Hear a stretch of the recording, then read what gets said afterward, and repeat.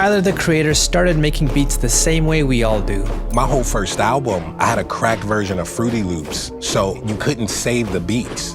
And yet, all these years later, he's reached a level of mastery that few producers ever do. And this is especially true on his newest album, CHROMAKOPIA. So today, we're gonna break down the production ideas on CHROMAKOPIA, what makes them so amazing, and we'll also cover some ideas that you can be using in your beats as well. So let's start off by breaking down what might be the hardest song on the album, Ratata. She ain't never met no one who talk like that. And if you hang up on a nigga, bitch, I call right back. Now what makes this beat so different for me is that if it was given to 99% of producers, it would end up being a boring beat. Let me show you what I mean. Here are the two main sounds used in this beat. We have this squealing detuned synth, and we have this aggressive 808 to go with it.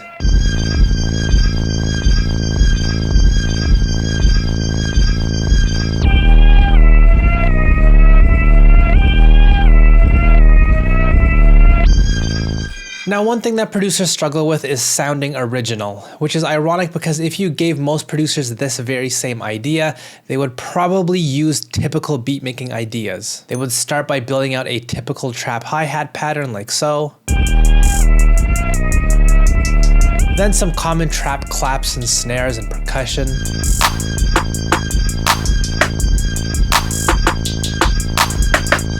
and so for most producers, this would end up turning into a trap beat.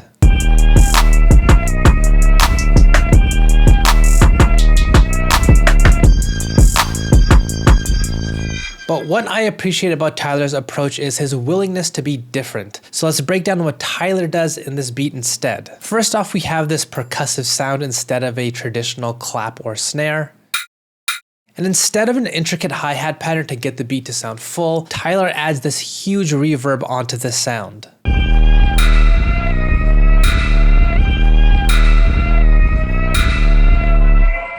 So already an unconventional idea to get this beat to sound full, but doing this would cause problems for most producers. Having your main drum sound be this reverby and pushed back into the beat can make your beat sound ungrounded, like it's floaty and lacking presence. So Tyler ends up making some smart decisions to fix this. Here he uses these dry, bright digital sounding perks.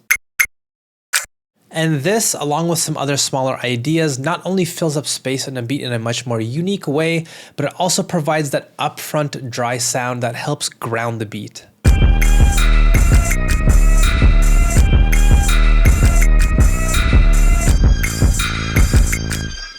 Overall, I know that I'm guilty of going into autopilot mode with my drums, and seeing these types of ideas always reminds me to slow down and to just think more. Drums, just like any other sound, can be a great way to add character into your beat and introduce your own personality. It doesn't always have to be all about the instruments. Now, another beat that shows off some unique production ideas is Take Your Mask Off. Big guns, what you got, huh? Slat, slat, and pop back at the ops, huh? Now when you listen to this beat, it's easy to think that this is just a mere sample loop, but there's a level of detail that I was surprised by after breaking this beat down. So first, here was the sample that was used. Ooh, baby, I'd like to take you in my arms.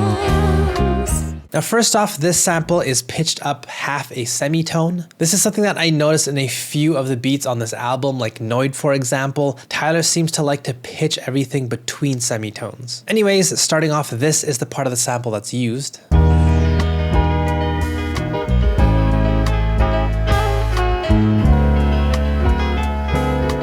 But one thing that you'll notice with Tyler's beat is that it's different from what the sample is doing. His drums sound much more prominent, and he also builds his own pattern with the drums. And this can be a great technique that you can think about using when sampling. With modern day stem splitting, adding better drums into your beat can be made much easier. So first, what I'll do is clone out my sample here, and in this layer, I will use stem splitting to remove the drums like so.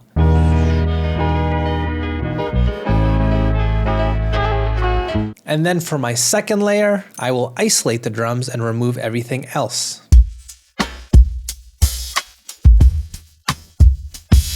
And what this does is it can help you solve a major beat problem. As you know, it can be hard to find drums that match and sound good with your sample. So by merely extracting the drums from your sample and then adding some drum thickening effects like so,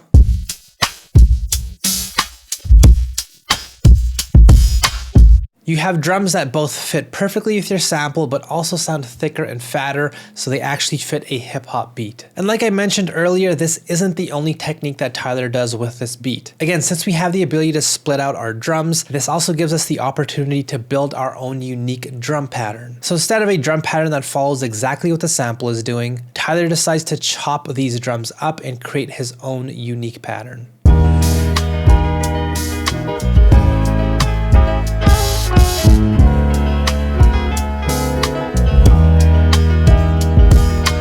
Now, one of the most impressive things about this album is Tyler's ability to layer his own sounds and ideas on top of samples. And this beat is no different. Here we have this fun sounding synth that Tyler layers along with a sample.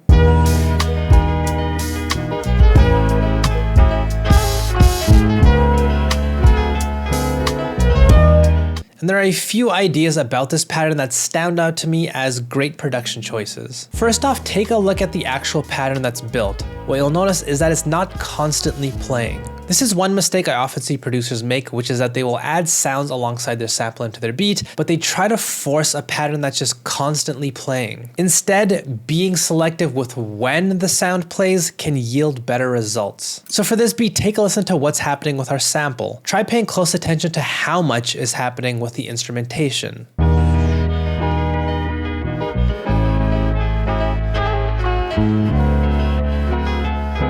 We have these fast moving keys that mostly play for the entirety of the loop, but there are short little pockets when the piano in the sample stops playing or plays a more simplified pattern.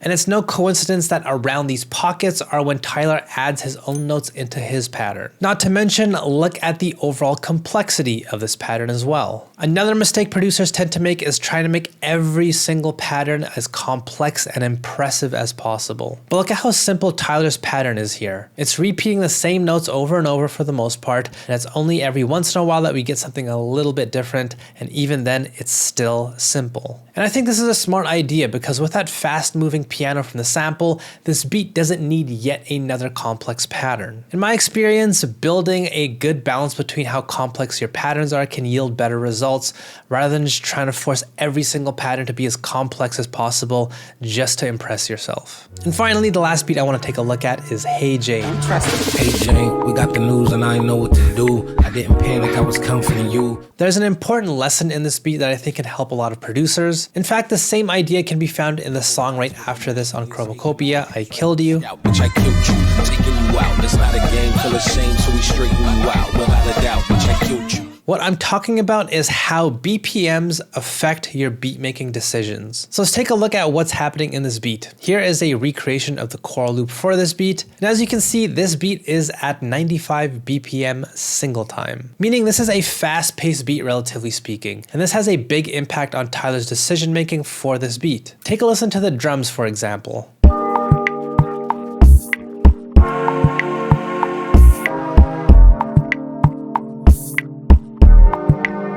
Just comparing these drums to many of the other drums, what you'll notice is that these drums are tiny. The sounds themselves are really short. For example, here's a sound that Tyler uses in replacement of a traditional snare or clap.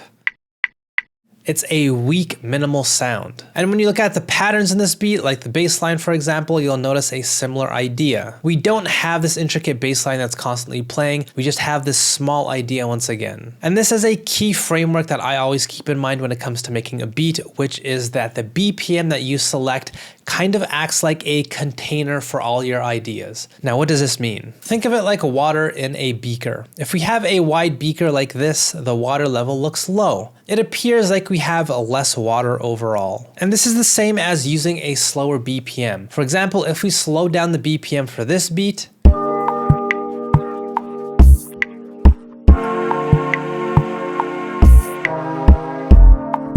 now all of a sudden it doesn't seem like there's as much going on and it starts to feel much more empty. But if we take the same amount of water and we dump it into a more narrow beaker, all of a sudden the water level looks much higher. And again, think of your beat the exact same way. By increasing the BPM, all of your sounds now play in a shorter amount of time, and this can make your beat sound much more full.